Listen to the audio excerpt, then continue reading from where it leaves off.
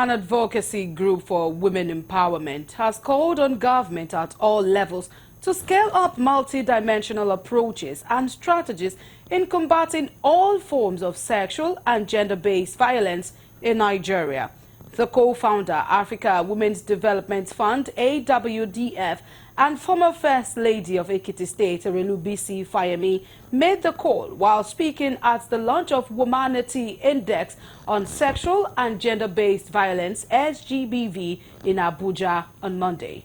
She said gender-based violence remains pervasive in the society as the result of patriarchal norms, gender stereotype, limited financial, human and technical resources, and lack of unified legal framework and court system to deal with offenders. She stressed that the need for government to raise laws and policies to address the ongoing threats and violence faced by girls and women in the society. And even economic landscapes of our communities. My second point is around the provision and implementation of strong legal and policy frameworks. We have spoken about how many states in Nigeria have domesticated the VAP law. It is one thing to domesticate a law. It is another thing to ensure that that law means something in the lives of women.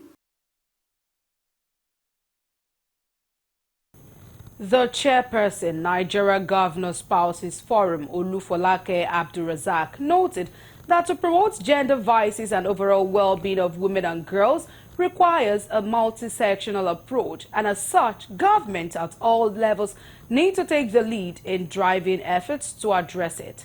The program officers for Gender, Racial and Ethnic Justice, Ford Foundation West Africa, Okufunke Baruwa, in her remarks, stressed the importance of funding in scaling up the fight against sexual and gender-based violence. She said the most effective ways to do this is to mainstream GBV funding through key government ministries and agencies. Also speaking, the co-partners in Womanity Index report, the Executive Director Invictus Africa, Buki Shunibare, and Country Director, Budget Nigeria, Gabriel Okeowo, while giving the highlight of the document, said the Womanity Index report will assist states and local governments to understand the context, identify gaps, as well as challenges peculiar to them while addressing gender-based violence. For the effort put into producing this document, and as well congratulate you for preferring pathways to ending gender-based violence in Nigeria through this initiative.